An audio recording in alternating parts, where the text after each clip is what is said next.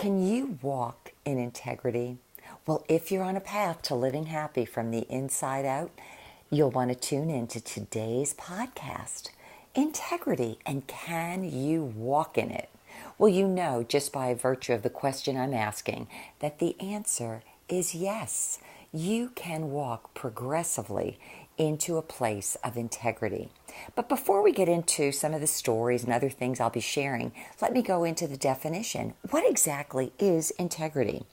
Well, for one thing, it's the quality of being honest and having strong moral principles. Some synonyms include honor, probity, ethics, morals, virtue, decency, sincerity, which I love because it means there's no wax, there's nothing in between there, truthfulness and trustworthiness. But here's something else that I want you to pay attention to today when it comes to the word integrity. It's the second meaning, which I really believe is far more germane and important to today's podcast. Integrity is known as the state of being whole, WHOLE, and undivided. Now, I want you to think about that as your persona. Imagine being whole and undivided so that whichever way you turn, whoever you're around, whatever circumstance you're in, you're pretty much the same person. You're not one person to this party and another person to that party. You're whole and undivided. And I think it's just a beautiful concept for what integrity is.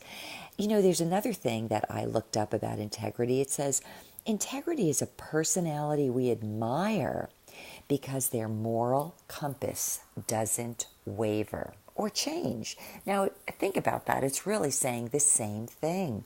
It's that no matter where you are, you can be trusted. You're always going to be the same.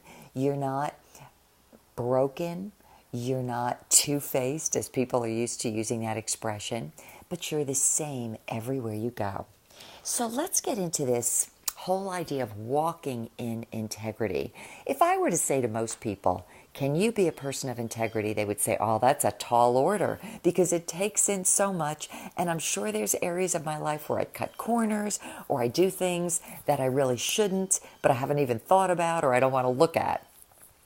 But today's podcast is all about the idea of walking in integrity, step by step, moment by moment. And let's say this, awareness by awareness. I'll give you one of the first times I realized I was not walking in integrity. And it was an awareness that came to me. I might have been 14 years old. I was at the Jersey Shore, sitting on a porch and talking with other people. And I remember chiming in on a conversation and offering information. And as it was coming out of my mouth, I heard my words and I thought, Maura, you are not speaking the truth. You're exaggerating. And in fact, I was thinking to myself, wait a minute, not only am I exaggerating, my exaggerations are a lie. And I didn't feel good about it. The awareness made me take notice and say, I'm not doing this again. Either I'm going to speak truthfully without stretching the truth, or I'm not going to be happy with myself. Now, that's an example of walking in integrity. It's like the more we see what we're doing, the more we learn how to be whole, complete, and entire. Now, let me think about some areas of our lives. How about gossiping? Have you ever been in a place to think, wait a minute, I have been gossiping about people and I can't get in front of certain people because I know I have gossiped about them? Or how about this one? Taking what doesn't rightly belong to you. It could be something as small as working at a local cashier and taking a couple of dollars out, or doing anything where you have the ability or the opportunity to take something that doesn't belong to you. That's an awareness that comes to you and you think, you know what, I'm not doing it anymore because it's taking away from my own integrity. And there could be some other things like lying or cheating to get ahead rather than getting ahead on your own merits. And with that in mind, I want to share with you a couple of stories that came to mind this morning as I was contemplating this podcast. They both have to do with the same event. Years ago, when I was working in corporate as a branch manager, we had a national sales contest going on. And the contest was based on how many sales all the salespeople throughout the country could make. And there were two men in my office, both of whom were in sales. And one of them, I found out through our sales manager, was scamming orders. Basically, he was finding whatever reasons he could to get people to sign orders so that he could move himself up in the ranks. And I remember when the sales manager brought this to me, having to confront the sales rep. And I said, what you're doing here is dishonest. I said, you cannot do this. And he said to me, Maura, you don't understand. The vice president, the president of the company, they don't care how we get the orders. They just want the orders themselves. And it was as if he was defending himself and I don't want to say attacking me, but let's say coming against the way in which I was thinking. And I remember saying to him, you know what? I hadn't thought of it in those terms. I said, but all I can tell you is that I need to sleep with myself at night. And I said, as far as I'm concerned, you're getting people to sign orders that are not legit, cannot stand, and in fact, neither can your job. And I had to let him go. Now, in the same sales contest, there was another young man in our office who must have hit the jackpot because he ended up signing up a huge Keller Williams real estate firm. And within it, he got something like 450 individual orders from all the Keller Williams real estate agents. And he came into my office. First he went to the sales managers, and the sales manager is all behind him. And I said to him, how much business do you suppose each one of these accounts will bring in? He said to me, well, Maura, not very much.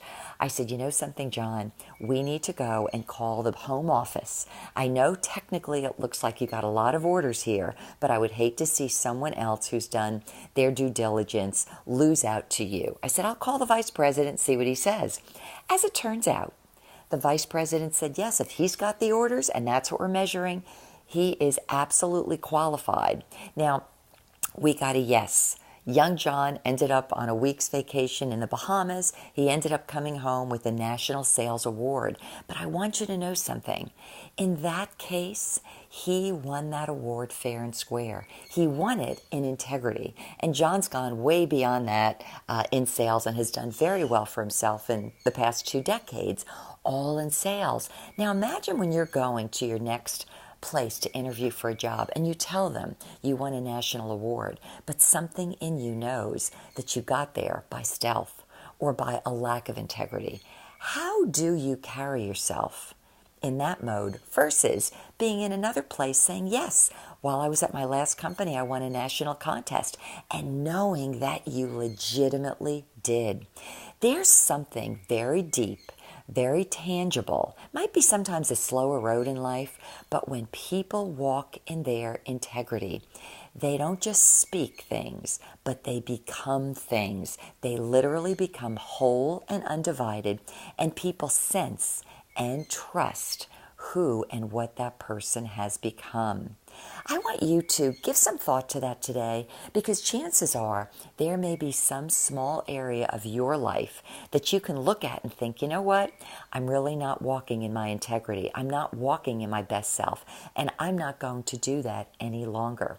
I want you to know that as you walk in integrity, not only do you make yourself more whole and less divided, but you also help pave the path for a better and more integrated world. And, as if I might say, a happier world too. So I hope this day and this podcast gave you something great to think about. Until the next time, this has been Maura with Maura for You.